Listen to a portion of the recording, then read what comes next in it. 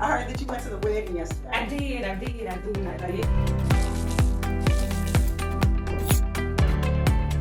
Hello, everyone. Today we have a true powerhouse joining us on the show. Alicia Williams is not just an educator turned entrepreneur. She's a 4-time published author, motivational speaker, and style influencer, bringing her unique blend of wisdom and flair to every venture she begins. As a top network marketing professional, she collaborates with fellow business partners and entrepreneurs, sharing the strategies that have fueled her own success. So whether you're an aspiring entrepreneur, a seasoned professional, or just someone looking for inspiration, you're in for a major treat. Please welcome Alicia Williams to the show. Thank you again, Alicia, for joining the show. I know that the guests will definitely receive a lot of great information from you.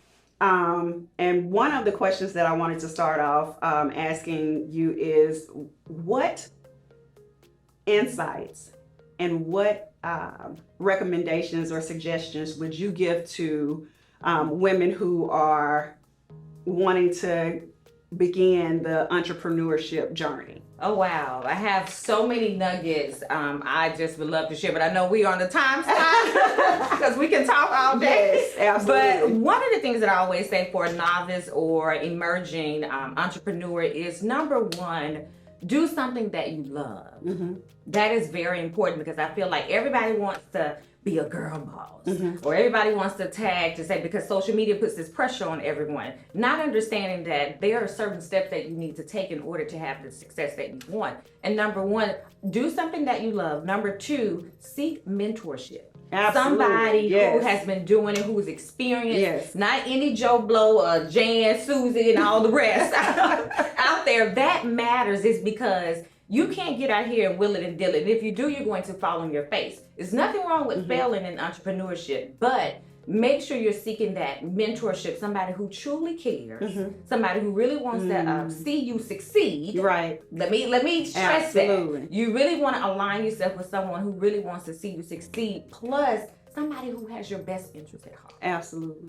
That matters because we love to chase, and I hate to say we, but I'm speaking in terms of the world because we live in such a social media validates so many people in this field, and it's so sad. If your self-esteem is not here, and if it's down here, you're gonna fall for the okie doke of needing validation. So seek that mentorship, listen. Because we think we know it all. Absolutely. Child, you better humble yourself. Humble yourself and understand that it's going to take those little small steps to get you to that win. Yes, absolutely.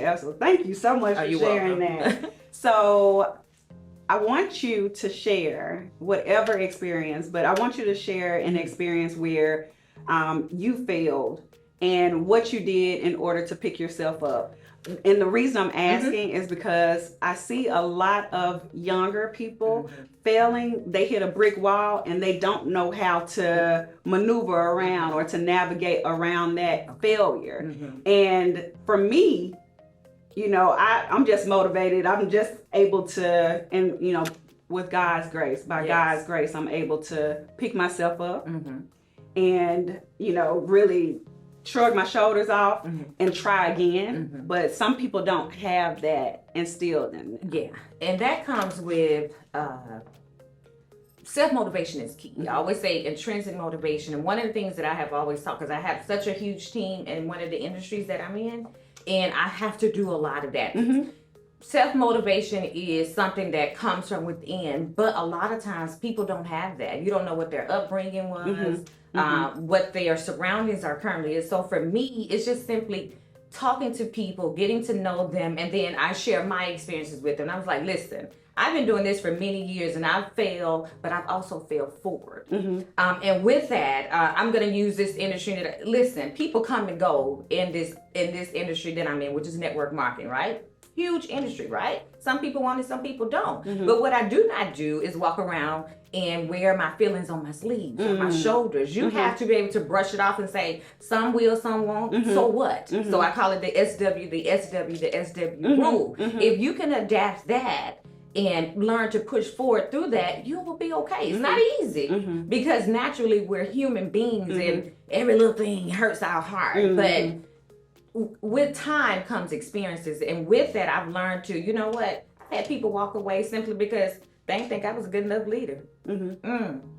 But I know who I am and whose I am. Right. And so when you understand that, you can keep going. However, that didn't mean I ain't getting my feelings because naturally I'm human. I've had leaders to try to sabotage because I was one of the fastest growing leaders and was the first African American leader in this industry, in this company at that time. And so, whoa, who is this? Who does she think she is? Yeah. And so you're going to get all of that. And when you get that, you got to be strong within yourself to know, like I said, who you are and whose you are. And you got to be able to push forward. But there were times where I would have my moments and I'm like, God, is this really what you want from me? It's because this is what I'm getting. But what they say, with every new level comes a new devil. But you've got to say, no weapon. He didn't say the weapon wasn't going to form. Right. But he said it shall not prosper. Absolutely but not. when you don't know the word, you know, let me just take you back to the word for a minute. Because you got to know the word in this business, in this industry. Absolutely. And you have to have, as the other day I had on a Girl, sweatshirt. you gonna make me cry. Don't cry. Don't cry. You know what? Let it out, because I do it all the time. I have my moments too. But I had on a shirt that says, prayer is a part of my business. I can't do nothing and will not do nothing without him.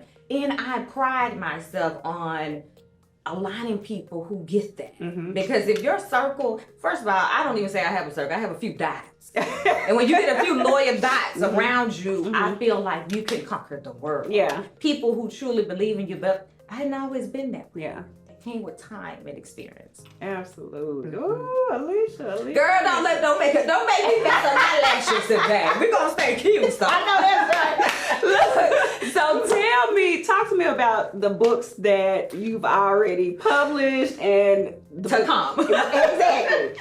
So, first of all, I'm just elated because I never saw author in my future. And over the last 2 years, God said I had more for you. And you have to listen sometimes. Lately I've been saying I've got a lot to say because with come from years of experience, being in this industry, going from an educator to a full-time successful entrepreneur. After only starting 2 years, I left my career. I was a college administrator. We had the president, dean, and me.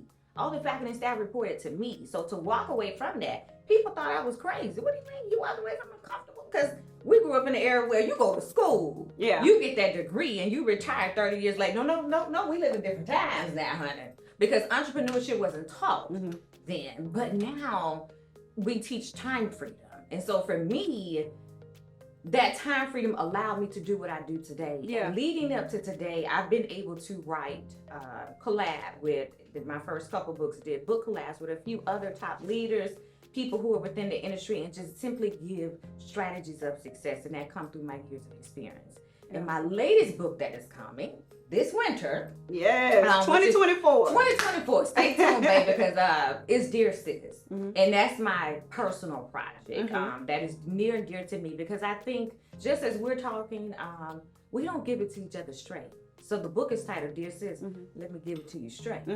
So it's a book of empowering messages. Some that may be controversial. People like, ooh, wait a minute, she just stepped on my, I meant to step on your toes. Oh, goodness. I meant to step on your toes because every woman needs someone in their life to not sugarcoat things with them. You need an accountability partner. If you don't, you need to get one. You may need two, to be honest. It's because if they're not telling it to you straight, you don't need them in your life. And it's sometimes if they're not telling it to you straight, that's because they're afraid of what you're about to do. So that goes back to, as I stated, knowing who you are and whose you are. So in this book, you have a compilation of empowering messages of hope, inspiration, straight talk. You gotta be ready for the straight talk. Because some of you better be like, you know what? Let me toss this book to the side. I don't think I was ready for this today. But that's what I want you to do. Because I want it to touch you in some shape, form, or fashion. And if it can touch one person, I've done what God has asked me to do.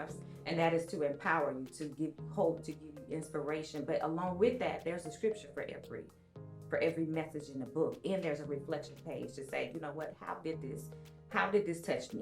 What did this mean to me? And that's what I love. I love what's it. coming for Dear Sis. So I'm gonna give it to you straight. All right, give it to me straight. I don't know if I'm ready. Ooh, goodness, but I'm gonna listen to you because I trust you. Oh, thank you, thank you, thank you, thank you. And that really matters. So you can have someone giving it to you straight, but if you don't trust what they're saying, or if you don't trust them as a person, yes, it won't be received well. So you just wanna make sure when you're giving it to them straight, make sure you have that relationship. Exactly. So many women grapple with the challenge of balancing home, as well as balancing their career. How did you move forward? How did you do that? Basically, just how did you? Let me just tell you something. Number one, God. Absolutely. Number two, having a supportive husband. I've been married me and my husband together almost 23 years. Been married 18 years, 19 this year. Congratulations. Thank you, child. Let me tell you something. You need a strong. You can't do it by yourself. Right. Thank God that I have him in my life, is because one of the things and I just got asked this question yesterday. I love how your husband supports you. I love it too. Thank you. Yeah. Because it makes things so much easier Right. for me. I'm not saying that we don't have, there's not a balance, but what I love, I don't even call it a balance because I don't think there's no such thing as balance. Women, let's say, how do you balance this? You don't balance this because it's the scale of life. And that scale is going to tip some days. Some days you're going to give 80% to your business and you're giving 20% to your life. But what I love where I am today, 7 years ago, I was able to leave my career. It had nothing to do with the money. Let me get this with entrepreneurs. It has nothing to stop chasing the bag, or as y'all like to say, secure the bag and chase the time freedom. The difference between time freedom and the bag, if you chase the time freedom, the bag will come. So for me and my husband, we wanted to be there for our children.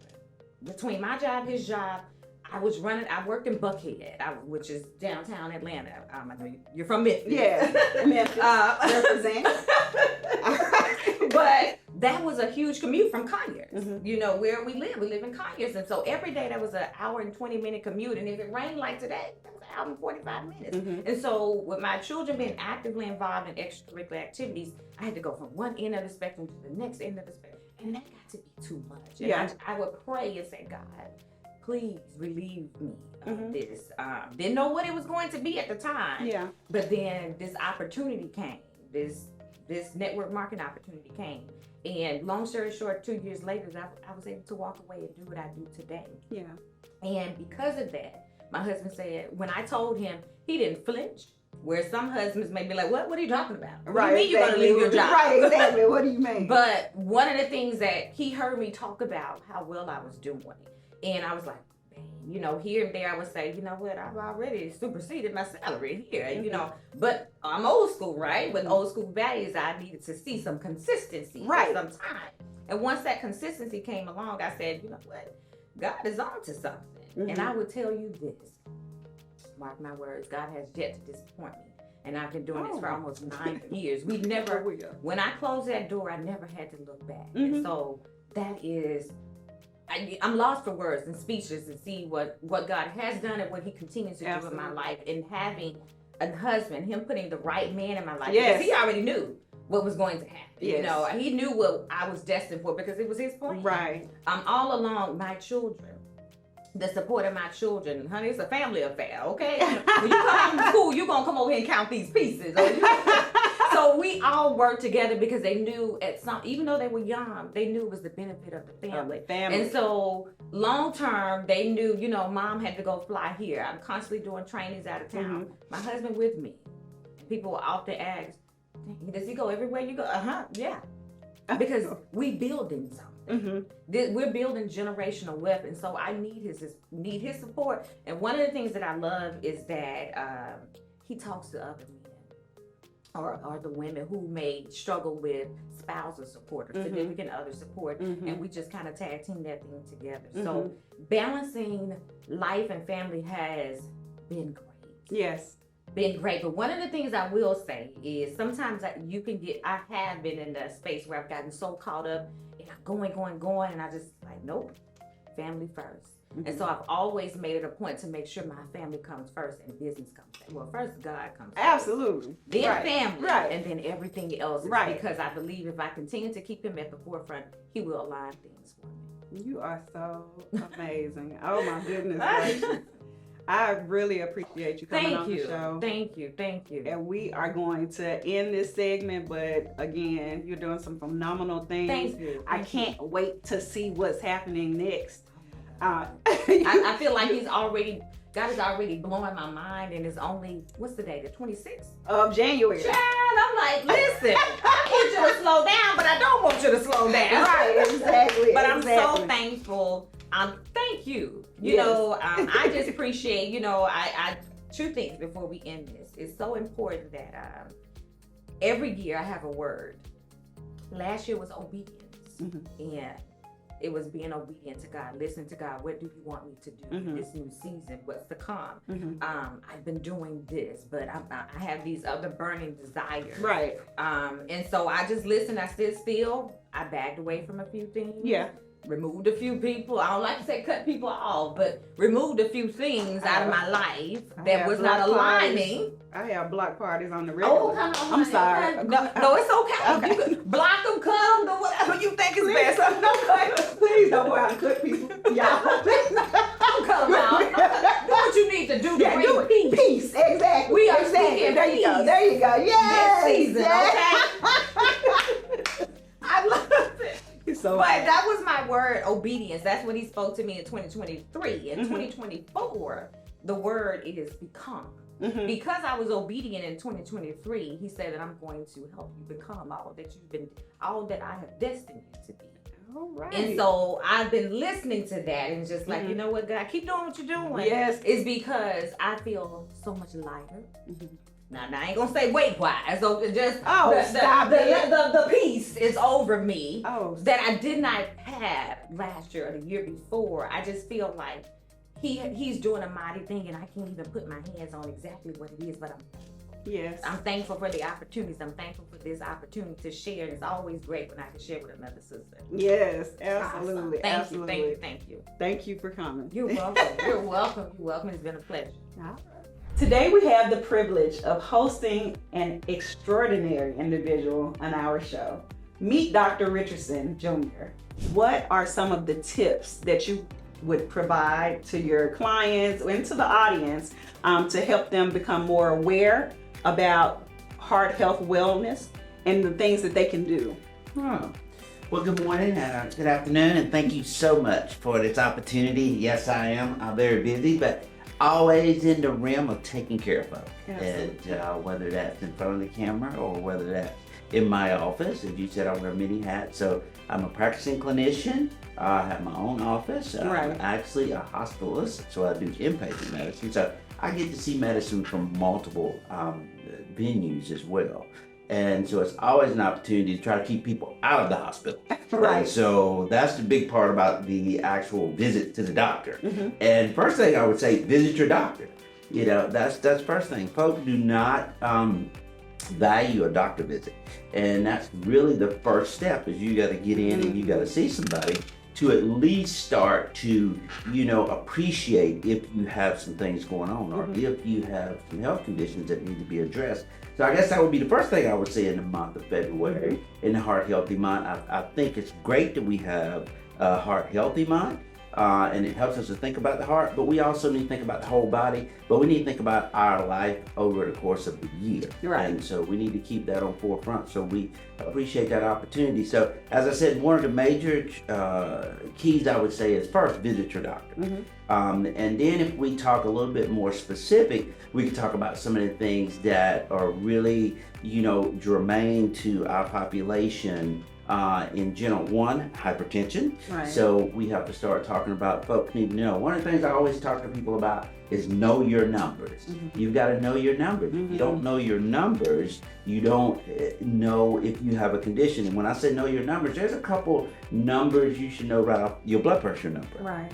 Systolic and diastolic. And you know, just for our across the board for our audience, I'll say let's explain systolic and diastolic, because you get two numbers when you go to the doctor. And one of the things I say to my patients or people that I run into, if your doctor says your numbers are okay, you need to say, what are my numbers? You don't just need to accept point blank whether he's going over your labs, whether he's studying your blood pressure. I think you need to be involved in your health care. And you understand the way I present to my approach to my patients is that this is a team effort. We're a team. I tell patients sometimes, I can give you the best plan there is, but when you walk out that door and say, I'm not doing anything Dr. Eddie said, we just wasted 30, 45 minutes of my time and your time. So we need to be a team because, yes, I've gone to school, I've gotten the knowledge, and I tell patients, your job is to tap into the knowledge that I've gathered for you and gained to help you.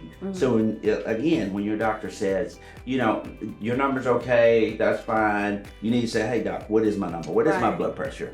Because even if we start to talk about blood pressure, so there's some changes coming in blood pressure readings over the last 3 to 5 years. So used to be a lot of people had in their mind that high blood pressure or hypertension was 140/90. Well, that needle has actually moved quite a bit. Now, optimal blood pressure is less than 120/80. That's optimal blood pressure. And now they're saying elevated blood pressure is from 120 to 129, and your bottom number, which is your diastolic, is between 80 and is less than 80. So that's what they're saying optimal blood pressure is now. So if you start to get between 120 and 129/80, then you're starting to go into elevated high blood pressure. And that used to not be the case. You used to be okay with that number. But now you have an elevated blood pressure. So now your doctor needs to start to talk to you about, lifestyle changes. How much salt are you taking in? Are you exercising? So you need to start to key into those things because that can help you. Nobody wants to be on medicine. Everybody's like, I don't want to be on medicine. It's not good. Why am I on this? Well, if you're not taking care of these things, then we have to go into Western medicine. There's Eastern and Western medicine, and I try to practice both. Eastern medicine is more natural, sort of medicine where you do more remedies versus the actual Western medicine, which is the actual blood pressure medicines or actual pills. But sometimes, regardless of what you do, you're going to end up on some sort of blood pressure medicine. Say, for instance, if you got a strong family history, I tell patients sometimes, if you tell me your mom and your daddy both got high blood pressure, I can just about tell you when you're going to have high blood pressure. And we're talking in the 20s. We're not talking 60. We're talking, if mom and dad got high blood pressure, you're probably going to have high blood pressure in your 30s. I mean, unfortunately, that's even if you do all the things you're supposed to do. So going back, so we're talking optimal is less than 120/80. Elevated is from 120 to 129 and 80 to 89. Stage 1 now is 130 to 139 and 89 and 90 and 89 to 90. 80 to 90 is actually stage 1. Okay, that's the first stage. Again, that used to be the beginning of high blood pressure. So now you're kind of moved past the home remedies. Now you're kind of into, do I need to be on one blood pressure medicine or do I need to be on two? Because you've tried some of those other remedies. You've tried, some of the things I tell patients when we first started, you can do vinegar. Vinegar actually works, okay? Vinegar will lower your blood pressure by 3 to 5 millimeters. Exercise will lower your blood pressure by 3 to 5 millimeters. And so we'll talk a little bit about exercise in a little bit, but that can lower your blood pressure by 3 to 5 millimeters. Garlic will also lower your blood pressure by 3 to 5 millimeters. And we're not talking about the clover. We're talking about the peel. You can take the peel so you don't smell like garlic. So you can do that, and that will lower your blood pressure. So we've kind of moved past those things. Now we're talking about, am I going to be on a diuretic? Am I going to be on a beta blocker? What kind of medication am I going to be on? Because you're now in stage 1 hypertension. Thank you for tuning in to another insightful episode of Let's Talk About It with your agent Ayana. I hope you enjoyed our conversation today as much as I did. Remember, your feedback matters, so don't forget to like, share, and leave a review if you found value in today's episode. Stay connected with us on social media at Your Agent Ayana for behind-the-scenes content, updates on upcoming episodes, and a sneak peek into the life of a State Farm agent navigating the worlds of insurance, health, business, and entrepreneurship. And as we wrap up today, always remember, your dreams are worth protecting. Your well-being is non-negotiable, and your journey in business and life is uniquely yours to thrive in. Until next time, stay protected, stay inspired, and stay blessed.